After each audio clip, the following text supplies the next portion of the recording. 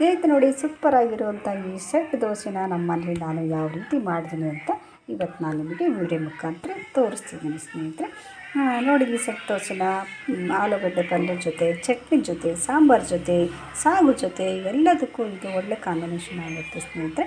ಮನೆಯಲ್ಲಿ ಹೆಂಗೋ ನಾವು ದೋಸೆಗೆ ಹಿಟ್ಟನ್ನು ರುಬ್ಬಿಟ್ಟಿರ್ತೀವಲ್ಲ, ನೀವು ಮಸಾಲೆ ದೋಸೆನಾದರೂ ಮಾಡ್ಕೋಬೋದು, ಸೆಟ್ ದೋಸೆನಾದರೂ ಮಾಡ್ಕೋಬೋದು, ಖಾಲಿ ದೋಸೆನಾದರೂ ಮಾಡ್ಕೋಬೋದು ಸ್ನೇಹಿತರೆ. ನಮ್ಮ ಮನೇಲಿ ನಾನಿವತ್ತು ಸಿಂಪಲಾಗಿ ಸೆಟ್ ದೋಸೆನ ಮಾಡೋಣ ಅಂತ ಇವತ್ತು ನಾನು ಸಿಂಪಲಾಗಿ ಸೆಟ್ ದೋಸೆನ ಮಾಡಿದ್ದೀನಿ. ಈ ಸೆಟ್ ದೋಸೆನ ನಮ್ಮ ಮನೇಲಿ ನಾನು ಯಾವ ರೀತಿ ಮಾಡಿದ್ದೀನಿ ಅಂತ ಇವತ್ತು ನಾನು ನಿಮಗೆ ವಿಡಿಯೋ ಮುಖಾಂತರ ತೋರಿಸ್ತೀನಿ ಸ್ನೇಹಿತರೆ. ಹಾಗಿದ್ದರೆ ಬನ್ನಿ ಸ್ನೇಹಿತರೆ, ನಮ್ಮ ಮನೇಲಿ ನಾನು ಯಾವ ರೀತಿ ಮಾಡಿದ್ದೀನಿ ಅಂತ ಇವತ್ತು ನಾನು ನಿಮಗೆ ತೋರಿಸ್ತೀನಿ. ಹಾಗಿದ್ದರೆ ಬನ್ನಿ ಸ್ನೇಹಿತರೆ. ನೋಡಿ, ಇವತ್ತು ನಾನು ನಮ್ಮ ಮನೆಯಲ್ಲಿ ಸೆಟ್ ದೋಸೆನ ಮಾಡ್ತಾಯಿದ್ದೀನಿ ಸ್ನೇಹಿತರೆ. ನಮ್ಮ ಮನೇಲಿ ನಾನು ಯಾವ ರೀತಿ ಸೆಟ್ ದೋಸೆನ ಮಾಡ್ತೀನಿ ಅಂತ ಇವತ್ತು ನಾನು ನಿಮಗೆ ವಿಡಿಯೋ ಮುಖಾಂತರ ತೋರಿಸ್ತಾ ಇದ್ದೀನಿ. ಇದನ್ನು ನಾನು ಬೆಳಗ್ಗೆ ಹೊತ್ತು ಅಕ್ಕಿನ ನೆನೆ ಹಾಕಿಬಿಟ್ಟು ಸಂಜೆ ಹೊತ್ತು ರುಬ್ಬಿ ಬೆಳಗ್ಗೆ ಹಿಟ್ಟು ಉಬ್ಬಿತ್ತು ಸ್ನೇಹಿತರೆ. ಇವಾಗ ಒಂದು ಅರ್ಧ ಹಿಟ್ಟನ್ನು ಎತ್ತಿಟ್ಬಿಟ್ಟು ಇವಾಗ ಎಷ್ಟು ಬೇಕೋ ಅಷ್ಟು ಸೆಟ್ ದೋಸೆನ ನಾನು ಮಾಡಿ ತೋರಿಸ್ತಾ ಇದ್ದೀನಿ ಸ್ನೇಹಿತರೆ. ಇದಕ್ಕೆ ಸ್ವಲ್ಪ ಉಪ್ಪು ಹಾಕಿದ್ದೀನಿ, ಸಕ್ಕರೆನ ಹಾಕಿದ್ದೀನಿ. ಸಕ್ಕರೆ ಹಾಕೋದ್ರಿಂದ ಬಣ್ಣ ಚೆನ್ನಾಗಿ ಬರುತ್ತೆ, ಕೆಂಪಗೆ ಬರುತ್ತೆ, ರೋಸ್ಟ್ ಆಗುತ್ತೆ, ಆಮೇಲೆ ಫುಲ್ ಕೆಂಪಗೆ ಬರುತ್ತೆ ಸಕ್ಕರೆ ಹಾಕೋದ್ರಿಂದ. ಸಕ್ಕರೆ ಬೇಡ ಅಂತಂದರೆ ಸಕ್ಕರೆನೂ ಸ್ಕಿಪ್ ಮಾಡ್ಬೋದು, ಅದು ನಿಮ್ಗೆ ಇಷ್ಟ. ಸಕ್ಕರೆ ಬೇಕು ಅಂತಲೂ ಹಾಕ್ಬೋದು, ಬೇಡ ಅಂದರೂ ಹಾಕ್ಬೋದು.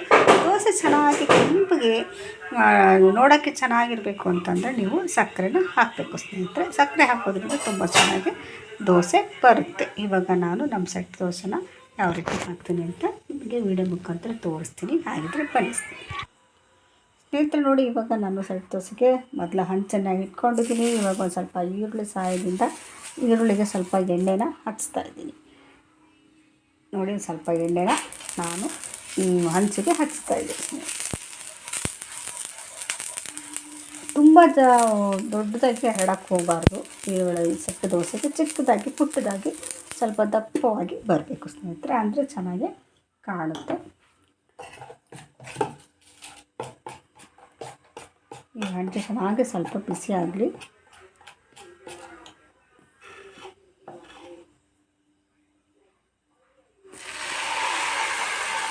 ಇನ್ನು ಸ್ವಲ್ಪ ಹಾಕ್ತೀನಿ,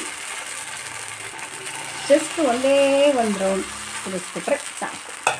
ಸೆಟ್ ದೋಸೆಗೆಲ್ಲ ಜಾಸ್ತಿ ನಾವು ಅಗಲ ಮಾಡಿ ದೋಸೆನ ಅಗಲ ಮಾಡಿ ತಿರ್ಸೋಕ್ಕೆ ಹೋಗಬಾರ್ದು. ಜಸ್ಟ್ ಸಾಕು, ಸಿಂಪಲಿಗೆ ಒಂದೇ ಒಂದು ರೌಂಡ್ ತಿರ್ಸಿದ್ರೆ ಸಾಕು ಸ್ನೇಹಿತರೆ. ಈ ರೀತಿ ಚೆನ್ನಾಗಿ ಬರುತ್ತೆ.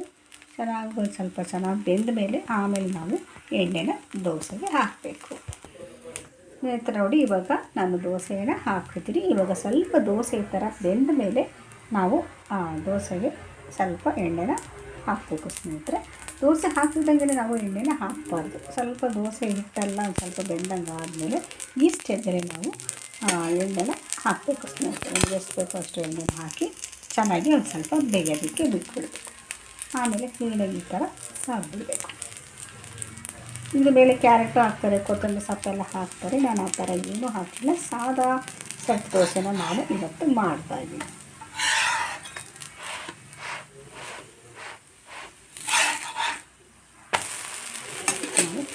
ತಿರ್ಸಿ ಹಾಕ್ತೀವಿ.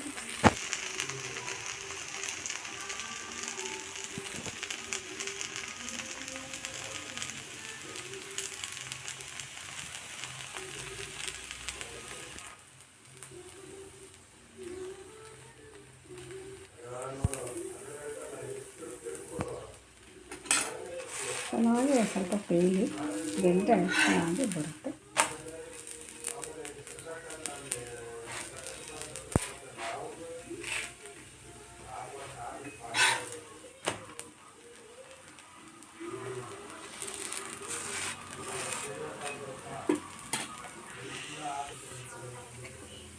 ಈಗ ಆಗಿದೆ ಸ್ನೇಹಿತರೆ. ನೋಡಿ, ಎರಡು ಕಡೆ ಕ್ಲೀನಾಗಿ ಚೆನ್ನಾಗಿ ಬೆಂದಿದೆ. ಇವಾಗ ನಾವು ತಟ್ಟೆಗೆ ಸರ್ವ್ ಮಾಡ್ಕೊಳ್ಳೋಣ. ಇವಾಗ ಅದೇ ಹಂಚಿಗೆ ಇನ್ನೊಂದು ಸೆಟ್ ದೋಸೆನ ನಾನು ಹಾಕ್ತಾಯಿದ್ದೀನಿ ಸ್ನೇಹಿತರೆ. ಇದಕ್ಕೆ ನಾನು ಎಣ್ಣೆ ಸವರಿಲ್ಲ, ಫಸ್ಟೇ ಹಾಕಿದ್ನಲ್ಲ ಅದೇ ಸಾಕು. ನೋಡಿ, ಇದು ಎರಡನೇ ದೋಸೆ ಹಾಕ್ತಾಯಿದ್ದೀನಿ ಸ್ನೇಹಿತರೆ. ನೋಡಿ, ಈ ಥರ ಗುಳ್ಳೆ ಬಂದರೆ ತುಂಬ ಚೆನ್ನಾಗಿ ದೋಸೆ ಬರುತ್ತೆ ಅಂತ ಅರ್ಥ. ಚೆನ್ನಾಗಿ ಅದು ಉಬ್ಬಿದೆ ಅಂತ, ಹಿಟ್ಟು ಚೆನ್ನಾಗಿ ಉಬ್ಬಿದ್ರೆ ಮಾತ್ರ ಈ ಥರ ದೋಸೆ ಮಧ್ಯೆ ಮಧ್ಯೆ ಈ ಥರ ಗುಳ್ಳೆ ಗುಳ್ಳೆ ಟೈಪು ಬರುತ್ತೆ ಸ್ನೇಹಿತರೆ. ಸ್ವಲ್ಪ ಚೆನ್ನಾಗಿ ಇದು ಹಿಟ್ಟೆಲ್ಲ ಚೆನ್ನಾಗಿ ಬೇಯಲಿ. ಬೆಂದ ಮೇಲೆ ನಾವು ಎಣ್ಣೆನ ಹಾಕೋಣ. ನಿಮಗೆ ಎಣ್ಣೆ ಬೇಕಾದರೆ ಎಣ್ಣೆ ಹಾಕ್ಕೊಳ್ಳಿ, ತುಪ್ಪ ಬೇಕಾದ್ರೆ ತುಪ್ಪ ಹಾಕ್ಕೊಳ್ಳಿ, ನಿಮಗೇನು ಇಷ್ಟ ಬರುತ್ತೋ ಅದನ್ನು ಹಾಕ್ಕೊಳ್ಳಿ. ನಾನು ಎಣ್ಣೆನ 1 ಸ್ಪೂನ್ ಎಣ್ಣೆನ ಹಾಕ್ತಾಯಿದ್ದೀನಿ. ಸಾಕು ನಮಗೆ 1 ಸ್ಪೂನ್ ಎಣ್ಣೆ.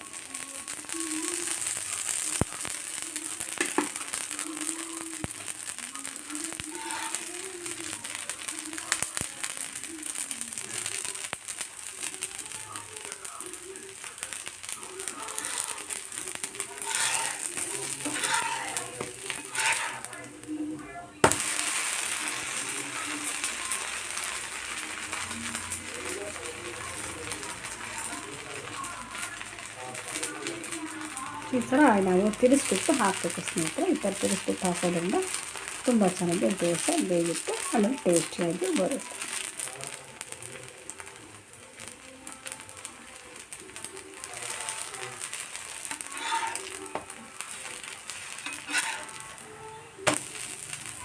ನೋಡಿ ಎಷ್ಟು ಚೆನ್ನಾಗಿ ಬಂದಿದೆ ಅಂತ, ಸೂಪರಾಗಿ ಬಂದಿದೆ ಅಲ್ವಾ. ಇನ್ನೊಂದು ಸಲ ತಿರ್ಸಿ ಹಾಕ್ಕೊಂಡ್ಬಿಡ್ತೀನಿ. ಕ್ಲೀನಾಗಿ 1-2 ಸಲ ನಾನು ತಿರ್ಸಿ ಹಾಕ್ಕೊಂಡ್ಬಿಟ್ರೆ ಚೆನ್ನಾಗಿ ಬೆಂದಿರುತ್ತೆ, ಟೇಸ್ಟಿಯಾಗಿರುತ್ತೆ ಸ್ನೇಹಿತರೆ.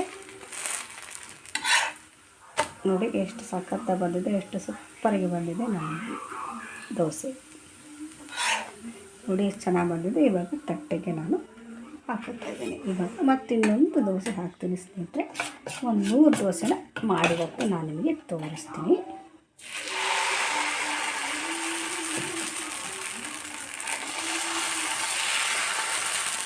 ಇಷ್ಟು ಜಾಸ್ತಿ ಹರಡಕ್ಕೆ ಹೋಗಬಾರ್ದು, ಸ್ವಲ್ಪ ಹರಡಿದ್ರೆ ಸಾಕು.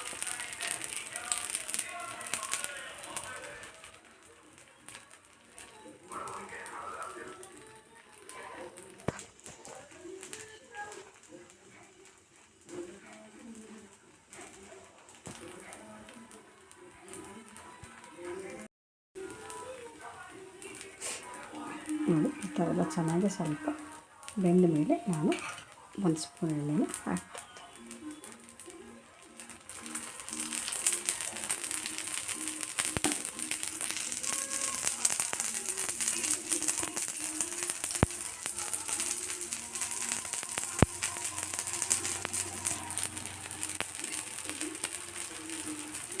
ಈ ಥರ ಎಣ್ಣೆನೆಲ್ಲ ದೋಸೆಗೆ ಸ್ಪ್ರೆಡ್ ಮಾಡುತ್ತೆ.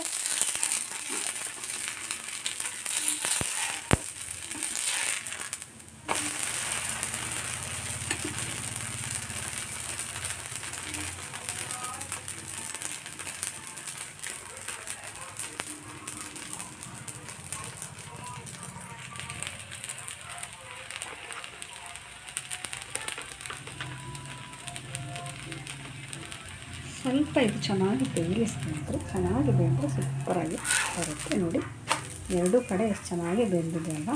ಈ ಥರ ಚೆನ್ನಾಗಿ ಬೇಯಬೇಕು ಸ್ನೇಹಿತರೆ. ಚೆನ್ನಾಗಿ ಬೆಂದರೆ ಮಾತ್ರ ದೋಸೆ ಸೂಪರಾಗಿ ಬರುತ್ತೆ.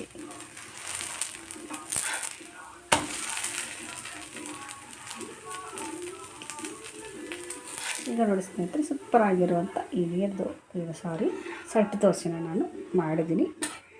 ಇವಾಗ ಗ್ಯಾಸ್ ಸ್ಟವ್ ಆಫ್ ಮಾಡಿದ್ವಿ. ನೋಡಿದಲ್ಲ ಸ್ನೇಹಿತರೆ ನಮ್ಮ ಮನೇಲಿ ನಾನು ಯಾವ ರೀತಿ ಸೆಟ್ ದೋಸೆನ ಮಾಡಿದ್ದೀನಿ ಅಂತ ಇವತ್ತು ನಾನು ನಿಮಗೆ ತೋರಿಸಿದ್ದೀನಿ ಸ್ನೇಹಿತರೆ. ಈ ನಮ್ಮ ಸೆಟ್ ದೋಸೆ ನಿಮಗೆ ಇಷ್ಟ ಆಗಿದೆ ಅಂತ ನಾನು ಅಂದ್ಕೊಂಡಿದ್ದೀನಿ. ಈ ನಮ್ಮ ಸೆಟ್ ದೋಸೆ ಇಷ್ಟ ಆದಲ್ಲಿ ದಯವಿಟ್ಟು ಸಪೋರ್ಟ್ ಮಾಡಿ, ಸಬ್ಸ್ಕ್ರೈಬ್ ಆಗೋದಂತ ಮರಿಬೇಡಿ ಸ್ನೇಹಿತರೆ.